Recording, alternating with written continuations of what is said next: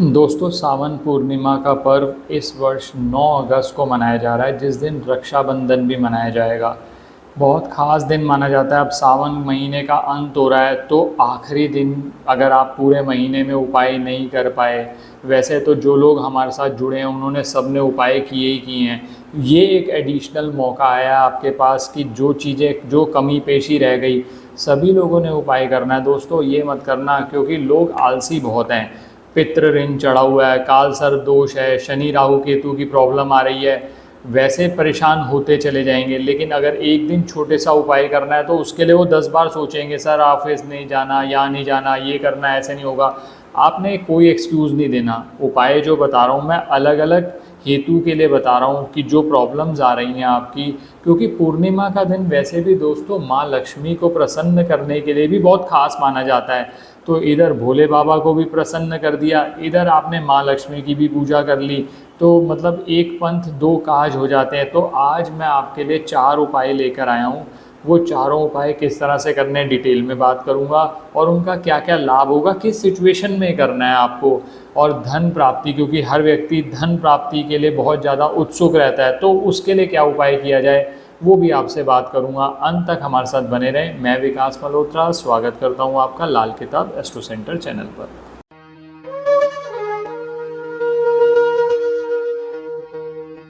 दोस्तों, पहले पंचांग समझ लेते हैं। 8 अगस्त को 2:12 पर पूर्णिमा तिथि प्रारंभ होगी दोपहर को, और ये 1:24 तक चलेगी 9 अगस्त तक। तो दोस्तों, जो लोग पूर्णिमा का व्रत रखना चाहते हैं वो 8 अगस्त को कर लें, क्योंकि पूर्णिमा जिस समय पर प्रिवेल कर रही हो उस समय पर रात के समय व्रत रखना ज़्यादा अच्छा रहता है। तो 8 अगस्त को आप व्रत रख सकते हैं। बाकी जो मैं आज आपसे 4 उपाय बात करने जा रहा हूँ, ये सारे के सारे आपने 9 अगस्त को करने हैं।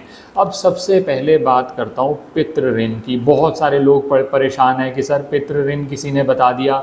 बृहस्पति खाना नंबर 2, 5, 9, 11, 12 में हो, बृहस्पति के शत्रु हो 2, 5, 9, 11, 12 में, या बृहस्पति ऐसी सिचुएशन में हो जैसे बृहस्पति राहु के साथ है, तो कहीं ना कहीं बृहस्पति की पोजीशन खराब हो गई, बृहस्पति की डिग्री कम है, बृहस्पति कहीं कंबस्ट हो रहे हैं, तो ऐसी स्थिति में पितृ ऋण का निर्माण होता है। बाकी तो आप अपनी पत्रिका के साथ एक बार कंसल्ट करके जान सकते हैं कि पितृ ऋण बन रहा है या नहीं बन रहा।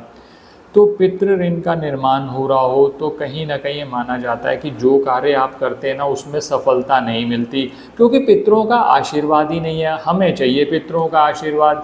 अब भोले बाबा से ज़्यादा कौन होगा जिनकी हम पूजा करके अपने पितरों को प्रसन्न कर सकते हैं। अपने पितरों का स्मरण करके भोले बाबा पर एक छोटा सा कार्य करना है। पहले वो समझ लीजिए क्या करना है।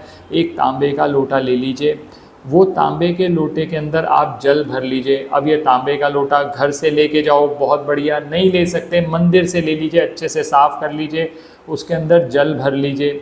उसके साथ आपको चाहिए होगा एक बेलपत्र। बेलपत्र की 3 पत्तियाँ होती हैं, जो बीच वाली पत्ती है उस पर आप लाल चंदन लगा दो। जो साइड की 2 पत्तियाँ हो गई उस पर पीला चंदन लगा लो। अब लोग ये पूछते हैं लाल चंदन कहाँ मिलेगा, पीला चंदन कहाँ मिलेगा। बहुत आसानी से मिल जाता है। आप अगर थोड़ा सा भी सर्च करेंगे, और अगर चंदन नहीं मिलता तो लाल कुमकुम तो बहुत आसानी से मिल जाता है, लाल कुमकुम लगा लो। साइड के अंदर आप केसर लगा सकते हो अगर आपको पीला चंदन नहीं मिल रहा, जबकि मार्केट के अंदर बहुत आसानी से ये सब चीज़ें उपलब्ध हैं। आपने वो बेलपत्र तैयार किया, पहले भोले बाबा पर आप जल चढ़ा दीजिए, वो बेलपत्र चढ़ाइए। अब इसके साथ साथ आपको 1 मुट्ठी सफ़ेद तिल लेने हैं। सफ़ेद तिल 1 मुट्ठी लेने के बाद ये सफ़ेद तिल अपने पितरों का स्मरण करते हुए शिवलिंग पर छोड़ दीजिए, और ओम नमः शिवाय मंत्र का जाप करिए। मैं कोई बहुत कॉम्प्लेक्स मंत्र भी नहीं दे रहा, और अगर थोड़ा सा मेहनत कर सको तो ओम पित्राय नमः, ओम पित्राय नमः। ये बेसिकली क्या है कि जो पितृ ऋण मेरे पे चढ़ा हुआ है, मुझसे कोई जाने अनजाने कोई गलती हो गई तो उसके लिए क्षमा प्रार्थना करते हुए मैं अपने पितरों का आह्वान करता हूँ कि वो मुझे आशीर्वाद दें। भोले बाबा के सामने ये सब चीज़ करेंगे तो भोले बाबा का आशीर्वाद भी मिला, पितरों का आशीर्वाद भी मिला, पितरों की मुक्ति संभव हो जाती है। दोस्तों, जब आप भोले बाबा को प्रसन्न कर देते हो तो ये तो बहुत छोटी सी चीज़ है कि पितरों का आशीर्वाद आपको मिलेगा। जो कार्यों में विफलता मिल रही थी उन कार्यों में सफलता मिलनी शुरू हो गई। ये सबसे पहला उपाय आपने कर लिया अगर आपके ऊपर पितृ ऋण बन रहा है। अब लोग कहते हैं सर किसी ने कह रखा है काल सर्प दोष बना हुआ है। ठीक है जी, काल सर्प दोष बना हुआ है,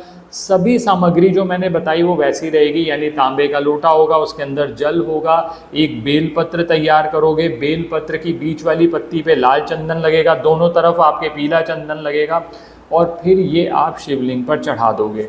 अब इसके साथ साथ जो मैंने सफ़ेद तिल बोले थे, सफ़ेद तिल की जगह आप चढ़ाओगे चांदी के नाग नागिन का जोड़ा। बहुत आसानी से उपलब्ध हो जाता है वो चांदी के, जैसे आपने सफ़ेद तिल लेते हुए अपने पितरों का स्मरण किया, चांदी के नाग नागिन का जोड़ा जिस भी व्यक्ति को कालसर्प दोष है या किसी ने बता दिया, और अगर वो नहीं कर सकता ना दोस्तों, तो ब्लड रिलेशन का कोई भी व्यक्ति कर सकता है। मान लीजिए कोई माता है, वो कहती है कि मैं अपने बच्चे के लिए करना चाहती हूँ, तो वो माता भी कर सकती है, सारी प्रक्रिया सेम रहेगी। सिर्फ इतना करना है कि जो सफ़ेद तिल मैंने पहले उपाय में बताए थे उसकी जगह आप इस समय पर जो चांदी के नाग नागिन का जोड़ा है वो शिवलिंग पर चढ़ाएं, ध्यान करते हुए कि मेरे बेटे को की कुंडली में कालसर्प दोष है, उसकी वजह से उसको ये समस्या रहती है, नौकरी नहीं मिल रही, व्यापार नहीं चल रहा इत्यादि। और भोले बाबा से प्रार्थना करते हुए ओम नमः शिवाय मंत्र का जाप करते हुए ये नाग नागिन का जोड़ा आपने शिवलिंग पर छोड़ दिया। तो ये मैंने आपको दोस्तों बता दिए 2 उपाय। अब तीसरे उपाय पे चलता हूँ। कुछ लोग कहते हैं सर शनि का दोष है, सर शनि की 7.5 चल रही है, किसी पंडित ने बहुत ज़्यादा डरा दिया, सर शनि की ढैया चल रही है। अब ढैया चल रही है, 7.5 चल रही है, राहु दोष है, केतु दोष है। कोई कहता है सर किसी ने कह दिया केतु खराब है तुम्हारा, इसीलिए कमर के नीचे के रोग तुम्हें ज़्यादा रहते हैं। तो यानी शनि राहु केतु की कोई समस्या है। वैसे भी दोस्तों राहु केतु तो शनि के एजेंट्स हैं, तो हमने यहाँ पर जो उपाय किया ना, हमने शनि को भी प्रसन्न कर लिया, राहु केतु को भी प्रसन्न कर लिया। करना क्या है, सेम वही टेक्निक आपने, बस फ़र्क उसमें ये आएगा कि जहाँ पर आपने तांबे का लोटा लिया था, यहाँ पर आप लोटा लोगे स्टील का लोटा। स्टील का लोटा लेना है, वहाँ आपने लिया था जल, यहाँ लोगे कच्चा दूध। यानी एक स्टील का लोटा ले लीजिए, उसके अंदर कच्चा दूध डालिए और उसमें डालिए काले सफ़ेद तिल। ये 3 वस्तुएं आपने डाल ली। इसके साथ जो बेल पत्र जैसे मैंने आपको बताया था तैयार करना है, बीच वाली पत्ती पे लाल चंदन लगाया, 2 जो साइड वाली पत्तियां उन पर पीला चंदन लगाया, आपने शिवलिंग पर चढ़ा दिया। पहले आप जल चढ़ाएंगे, फिर वो बेल पत्र चढ़ाएंगे, फिर आपने ये जो आपने लोटा तैयार किया है, आप दूध वाला लोटा ये चढ़ा दीजिए। उसके अंदर ही आप काले सफ़ेद तिल डाल दीजिए ताकि एक ही बार उपाय हो जाए। भगवान से प्रार्थना करते हुए कि शनि राहु केतु इत्यादि जो दोष है, शनि की ढैया है, 7.5 है, शनि की दशा चल रही है, अच्छी नहीं चल रही, व्यापार नहीं चल रहा, नौकरी नहीं चल रही, जो भी प्रार्थना करते हुए अपनी मनोकामना मांगते हुए भोले बाबा पर चढ़ा दिया। तो ये आपका हो गया तीसरा उपाय। ओम नमः शिवाय मंत्र का निरंतर जाप करते रहें। पूर्णिमा का दिन है, सावन का महीना उस दिन ख़त्म हो रहा है, आप इस अपॉर्चुनिटी को हाथ से मत जाने देना। ये तो मैंने बात कर ली है 3 उपाय। अब चौथा उपाय है जनरल उपाय, जो धन प्राप्ति के लिए किया जाता है। मैंने अभी आपको ये बताया कि पूर्णिमा का दिन बहुत खास माना जाता है, जिसमें माँ लक्ष्मी की पूजा की जाती है, धन प्राप्ति के लिए आह्वान किया जाता है। इसके अंदर आपने क्या करना है, एक स्टील का लोटा ले लीजिए, उसमें कच्चा दूध डालिए, उसमें काले सफ़ेद तिल डालिए, और ये जो लोटा आपने तैयार किया है, ये लोटा किसी भी पीपल वृक्ष के ऊपर ये आप पूरी सामग्री चढ़ा दीजिए और माता लक्ष्मी से प्रार्थना करते हुए। अब ये कार्य किस समय करें, सुबह के समय अगर 10 बजे के करीब किया जाए तो और ज़्यादा अच्छा माना जाता है। माना जाता है कि माँ लक्ष्मी का आगमन होता है पीपल वृक्ष पर पूर्णिमा वाले दिन। पीपल का वृक्ष नहीं है तो बेल के वृक्ष पर भी ये कार्य किया जा सकता है। ये 2 मैंने आपको ऑप्शन दे दी, आप जो दोनों में से आपको ठीक लगे वो कर लीजिएगा। माता लक्ष्मी का आवाहन करते हुए और मंत्र ओम श्री महालक्ष्मी नमः, ओम श्री महालक्ष्मी नमः, इतना भी नहीं बोल सकते, ओम महालक्ष्मी नमः। मैं मंत्र का लिंक जो हमारे म्यूज़िक चैनल पर है दोस्तों, वो हमारी टीम डाल देगी डिस्क्रिप्शन में, वो मंत्र वहाँ से सुन के करो तो बहुत ही बढ़िया। कम से कम 9 बार इस मंत्र का जाप करें। मैं जो भी मंत्र दोस्तों बताता हूँ आपको, उसका 9 बार जाप जरूर किया करो। 108 बार हो जाए तो बहुत अच्छा है, क्योंकि 108 का भी जो टोटल होता है वो 9 आता है। तो 9 बार जरूर जाप करें और ये पीपल पर जल चढ़ा दें या बेल वृक्ष पर आप ये जल चढ़ा दें।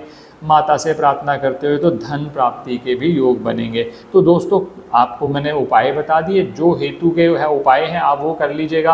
अब किसी को काल सर्प दोष भी है और धन प्राप्ति भी चाहता है, काल सर्प के लिए उपाय कर ले मंदिर में जाकर, और धन प्राप्ति के लिए माता लक्ष्मी का उपाय पीपल वृक्ष पर कर ले। करके देखिए लाभ ज़रूर होगा। आप सभी लोगों को सावन पूर्णिमा की बहुत बहुत शुभकामनाएं। और दोस्तों अगर वीडियो पसंद आया तो लाइक करें, बाकी लोगों के साथ भी शेयर करें, और भोले बाबा के दरबार में हर हर महादेव ओम नमः शिवाय जरूर लिखें। उनके दरबार में आपकी हाज़िरी होगी, आपके काम ज़रूर बनेंगे। धन्यवाद दोस्तों।